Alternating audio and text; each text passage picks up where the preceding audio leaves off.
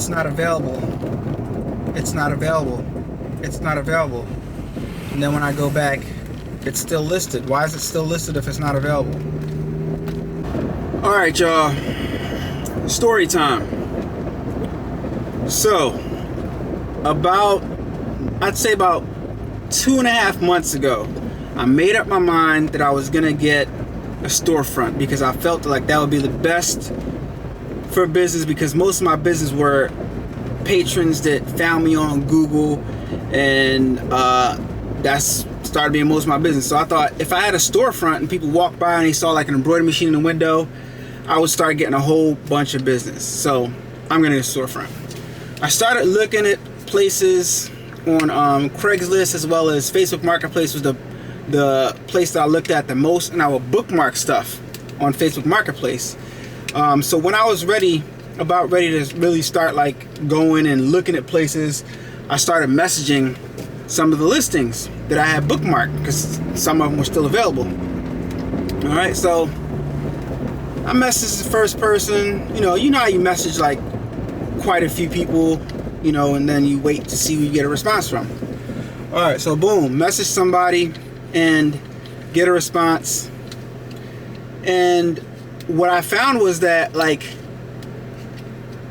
some of the places were telling me that the place that I'm looking at wasn't available anymore, but the fact is the listing was still listed, right?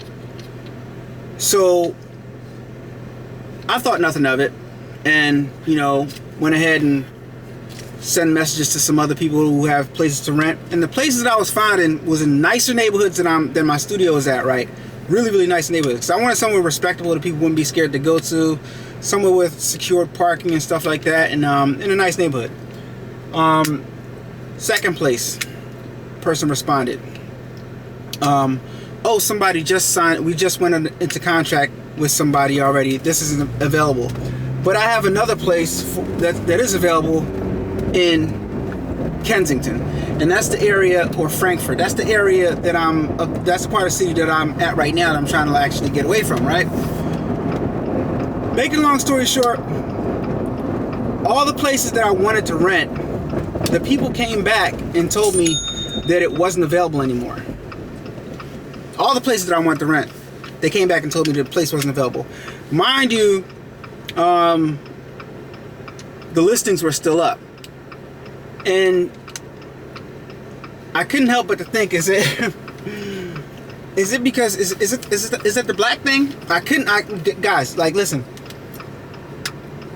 Most of the time I'm in my little bubble and I go around about my day, and I'm not even exposed to like a lot of racism and stuff like that, because I'm by myself most of the time. I'm filling orders and I'm making videos and stuff like that. So most of the time I'm by myself. But when I'm doing transactions and stuff, there's always a little thing in the back of my mind where I feel like I might get a certain type of treatment because of my skin color, right? But this time it really seemed like that was what the issue was, because there's no reason why I can afford the place. It's less expensive. In some cases, the places were less expensive than I'm paying right now, and they were just telling me it's not available. Okay, I could be overreacting, but the fact of the matter is, earlier last year, like last summer, a friend of the family spent $75,000, or just about that much, on a franchise, I Love Kickboxing franchise, right? All right. Well, let's just say a franchise like a workout place, a popular suburban workout place, and they thought it would be a good idea to open like a boutique workout place, right? And when you buy a franchise, you got it's actually like a license to use the name, and you have to find a location. So they were trying to find a location forever, and they were unsuccessful in finding a location, so they gave up. Mind you, when you give up, you don't get your money back when you buy a franchise. You're just stuck with a franchise license that you're not using. but they couldn't find a location in a desirable area that would be profitable for that specific type of business. And they came back and said they think it's because they're black, right? So here I am going through the same thing, or at least what I think is the same thing, and I can't help but to think that, guys. So in the comments, like, let me know if you think I'm overreacting, or if you think I'm jumping to conclusions, or if you think I'm wrong. But I just find it to be too much of a coincidence. And in some instances, these listings are still up, guys. These listings are still up as right now as we speak, guys. But let me know if you think I'm overreacting. But so when that happened, simultaneously I started going through the thing with the tenant above me, right, in my studio, with leaking water. Mind you, before I made the video where they leaked water into my studio and ruined my rug and ruined my air purifier, they had already leaked water into the studio like 2 times prior to that, and I've already been upstairs and talked to them. I've already complained to the landlord or whatever, but this time was the worst time, right? So it was gonna progressively get worse. So this time they said that they're gonna hold the person accountable, but 2 weeks later, I'm like, yo, what's going on? And then they came back and said that the person isn't being very cooperative. So if the person's not being very cooperative, that means I'm not gonna get paid. I'm not gonna be able to recoup the money that I lost from my items. I'm not gonna be able to replace my items. So my thing is, it came up to be like $3,500 worth of damages, right? So my thing is, though, if you can't afford to pay me back $3,500 worth of damages for the items that you broke in my studio from somebody forgetting to turn off a faucet sink, then you definitely can't afford to pay $16,000 if you ruin my embroidery machine, or $30,000 if you ruin my DTF printer, or you can't afford to pay for those high ticket items that water could leak on in my studio. So quite frankly, I don't need to be here, right? So this is what I'm telling the guy who's in charge of showing the properties, and the guy who my immediate contact. So he's like, okay, let me get back to you. He's like, okay, so what we can do is we can move you into the unit downstairs, and it's a bigger unit, but we'll give it. No, it's actually like the same size, a little bit less square footage. It's set up a little bit different, has partitions in the room, whatever. But we can move you down there. We'll give it to you for the same exact price or whatever. But mind you, if I move down there, now I got to get my electric done, because I have special electric for the dryer. So I gotta get my more outlets put in. So make the long story short, what I have to spend. I get to move down here for free, but I have to come out of pocket maybe like a couple, like $2,000, a little bit over $2,000 to make it work for what I wanted to do, right? So I'm like, nah, that's not gonna work. I don't think I need to be here anymore. So they went and talked to the owner, and they said that the owner did not want to let me out of my contract, did not want to break my lease, right? So here I am, rocking a hard place. So I thought about it over the weekend, I confided in the YouTube group. If you're subscribed, if you're a member, channel member, then we meet on Fridays and we talk on Fridays. And one of the members suggested something to me, and I tried it, and it actually worked. So what happened was, that Monday I contacted him back, and I said, I started a new conversation with the guy, and I told him, I said, hey, part of the reason why I had an air purifier in the unit was because when I first got there, I started getting headaches. So I felt like I needed to get an air purifier to clean the quality of the air that's in the studio. And now that the air purifier is broken, my headaches are coming back. So I'm gonna go ahead and do a mold assessment in my unit.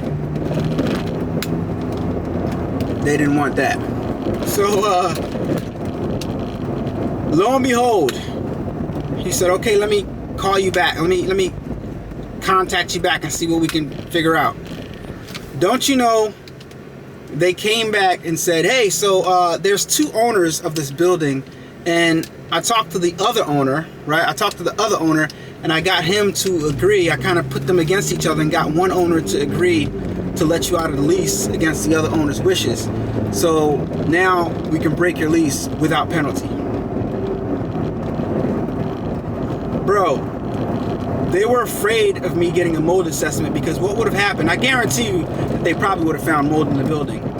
But the thing is, if they found mold in the building or in my unit, I think there's a possibility that they could have shut the whole entire building down. So they didn't want me to get a mold assessment, so they let me out of my lease. And now I had to decide, okay, what am I going to do?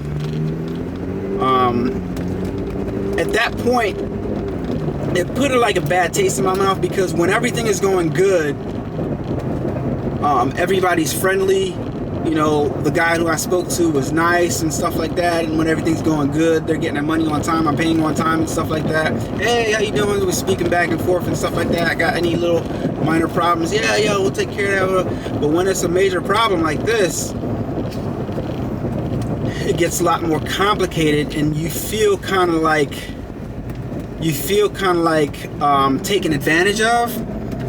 And then on top of that, when you're trying to find a spot that you really want, that you're going to be, you know, when you feel like it's time for you to elevate, there's hurdles that you have to jump over, and you feel like people don't want to put you in a better space. They'll give you a better opportunity because they want to pick and choose who they want to let rent their space. And I'm okay with that. Don't get me wrong. If you buy something with your hard-earned money, I feel like you probably should be entitled to want who you want in your space. So that's not the thing that I'm worried about. But my thing is, it makes me feel some type of way when I feel like I think you just don't want to rent to me because I'm black, right? So that's the conclusion that I came up with. And rather than to complain about it, because I'm not like a complainer, I find a way to make a way. I figure stuff out on my own. Like, I don't let anybody dictate my future or what's going to happen moving forward. But if you can't rectify an issue, then it's going to be an issue forever. So my solution to this is, you know, I'm paying $1,650 and it's about to go up to $1,700 a month. So that's about $20,000, $20,500, something like that a year. So I'm giving you $20,000 a year, and I'm about to move into another place and give somebody else $20,000 a year or more, and I have to beg you to rent your space?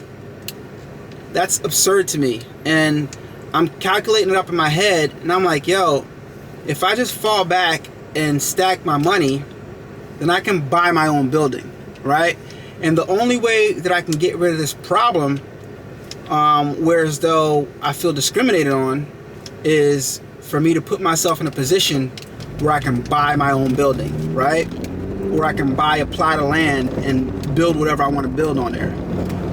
So that's where we're at, and that's the plan. So I feel like I'm taking a step forward, but it's almost like I'm taking a step backwards to take a step forward. But I don't feel like I'm taking a step backwards because of the move that I made and what I did. I actually feel more comfortable, and I feel more fulfilled with what I did and what I'm doing. Okay, so let me tell you guys what I'm doing. So downstairs at, I'm just gonna say, a property that we have that's in the family, I renovated the whole downstairs. It's like a basement area. If you guys have been watching the channel for a while, you guys saw where I originally put the screen print equipment at, and the dryer and stuff like that. I renovated that area. I used the crate that the embroidery machine came in, and we sealed off the hot water heater and the boiler and stuff like that. And then we painted it white. We put some padding down on the floor, put some carpet down on the floor, painted the walls. I got my 220 outlet put in for the dryer, and I moved the majority of the equipment that I use to make money for the business in there. And I've been operating out of there for about a week now, and it's a lot more enjoyable because, like I said, it's a space in the family, so I get to spend time with my family while I'm working, and it's less stress, and I can give the money to my family as opposed to paying some stranger that probably doesn't want me to progress and probably doesn't want me in a nice area, you know what I mean, and wants to keep me in the hood, wants to keep us where they want to keep us. So I feel like this is the best move for me, and this is what I need to do, and this is my next stage of evolution. Ownership is so powerful. When you don't realize how powerful it is until you feel like you're getting discriminated on. And rather than complain about it, I'm just gonna own my own stuff so that I don't have to worry about it. You know what I mean? There's no better solution than to just eliminate the issue, right? So that's where I'm at right now, and that's what we're doing. And the reality is, when you're running this business, depending on how big your business is, you can kind of operate from pretty much anywhere depending on what you're doing. Like, most of my business is DTF and embroidery, right? So as long as I have at least 3 embroidery heads and a fast printing DTF printer, I'm in business. And as long as I can record a video, I'm in business. So I feel like this is the best move for me, and so far I'm really, really enjoying it. And I enjoy the fact that I put some equity into the house, and I renovated some stuff, and I made some stuff nicer than what it was. And this is just the beginning. I'm going to do more stuff to renovate that space and make it even nicer coming up. So and everything else that I don't touch on a regular basis, I'm putting into storage, because I do have a lot of stuff in the studio, and I'm trying to sell off some stuff. So check Facebook Marketplace if you want to buy some stuff in here in the Philadelphia area. But that's where we're at, guys. That's where we're at. In the comments down below, let me know what you think. But overall, I want to, another reason why I think I'm making the best decision is because of the climate that we're in with the new administration. I'm not going to get too much into politics and what I think, but I will say this. If something's not working, then drastic things need to be done in order to get the thing to work, right? So these situations are kind of parallel with each other, right? Like, this is my situation where something wasn't working, and I need to do something drastic to get it to work for myself, right?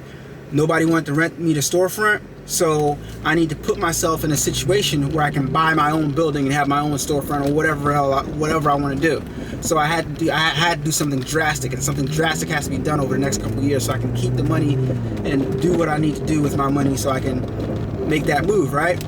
So with the economy and with everything that's going on, you know, something drastic has to be done. And in the process of doing something drastic, there's going to be some financial fatalities taking place. And I feel like the best thing for me and my business is to eliminate my biggest bill in business. As you start making more money in business, like I have been, the way you make your business, one of the ways you can make your business more profitable is by eliminating your biggest bill. And that's what I just did. I just eliminated my biggest bill, which is going to make my business more profitable and going to remove a whole lot of stress off my shoulders as far as that rent is as far as that rent is concerned. And that's going to help me fuel my creativity more and help me make more videos, because I'll be more comfortable and I'll be in a more comfortable headspace. So overall, it's a fantastic move for me. I can't wait to get all my stuff out of the studio, because I still have a bunch of little small miscellaneouses to get out of the studio. So yeah, but by the 28th, right now it's February 19th. By February 28th, all my stuff needs to be out. So I'm headed to the studio right now to get some stuff out, and that's that, guys. That's the story. That's what the move is.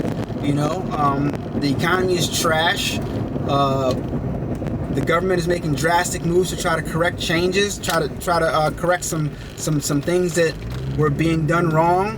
A bunch of people are getting fired all over the place, and you know, people are losing their jobs, and people are going to be spending less money. Prices are going to go up because changes that they're making. Prices are going to go up in goods and services, and like right now is the wrong time for me personally to be putting myself out there financially and doing something that really doesn't matter, because I feel like having my workspace was cool, but at the end of the day it really didn't matter, because like I said, I could have did what I was doing anywhere, right? The space was great, but the reality is, when it comes to dollars and cents and producing a product, I could have did what I do anywhere, and the space didn't matter as far as that concerned. It looked cool on the videos, it was nice to look at, but if it doesn't make dollars, then it doesn't make sense, right? So it's gonna be great. It's gonna be great, and I'm trusting my intuition and my foresight, and going along with stuff is about to get a lot worse than it is right now as far as the economy is concerned, with all the changes that's being made. And this is the best move for myself, for my business, especially as a self-employed person. This is the best move, and it's gonna give me the most mental clarity, and it's gonna remove my biggest bill off my plate. So we'll see what happens as things progress, but I'll tell you how I feel right now. I feel like I've been more creative lately. I feel like I can focus more on what I need to do as far as on a daily basis and the tasks that I need to get done. And I feel more comfortable while I'm working because I'm in a familiar place. And yeah, so that's what's going on now, guys. So let me know your thoughts in the comments down below. That's what I've been up to. Still moving out of the studio, like I said. It's pretty much basically empty right now. I'll show you guys a little bit when I get down there, but I encourage you, right now is not the time to be overextending yourself. So move with caution, proceed with caution, guys. All right, see you guys on the next one.